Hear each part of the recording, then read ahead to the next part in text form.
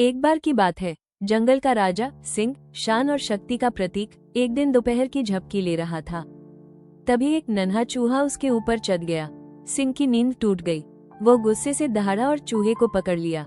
चूहा कांप रहा था, पर बोला, महाराज, मुझे क्षमा कीजिए, एक दिन मैं आपकी मदद करूंगा। सिंह मुस्कुराया, तू मेरी क्या मदद करेगा?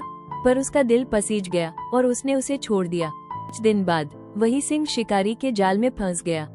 उसकी दहाड़ से जंगल गूंज उठा। चूहा दौड़ता आया और अपने दांतों से जाल काटकर उसे मुक्त कर दिया।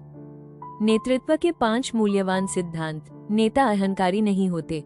शक्ति के शिखर पर भी नम्रता नेतृत्व की असली पहचान है। शेर अगर चाहता तो चूहे को मार सकता था, पर उसने एक अवसर दिया। सीख, कभी किसी को कम मत आंकिए। जिसे हम छोटा समझते हैं, वही संकट में सबसे बड़ा साबित हो सकता है।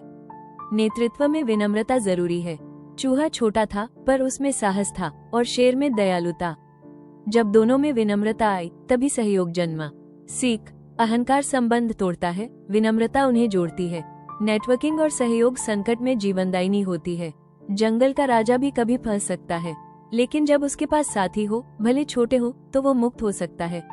सीख, नेतृत्व का मतलब सबको साथ लेकर चलना और सबके साथ बने रहना। छोटे प्रयासों को नकारना नहीं चाहिए।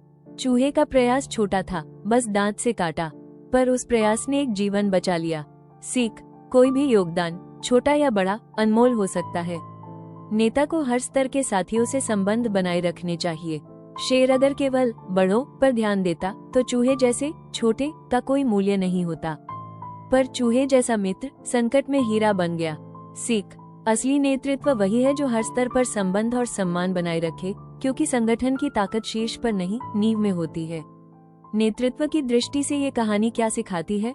शक्ति के साथ करुणा और पद के साथ परोपकार, यही सच्चे नेतृत्व का मूल है।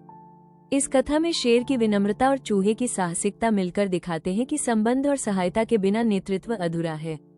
अगर आप भी एक नेता बनना चाहते हैं, तो सीखिए इस कहानी से। कभी किसी को कम मत समझिए।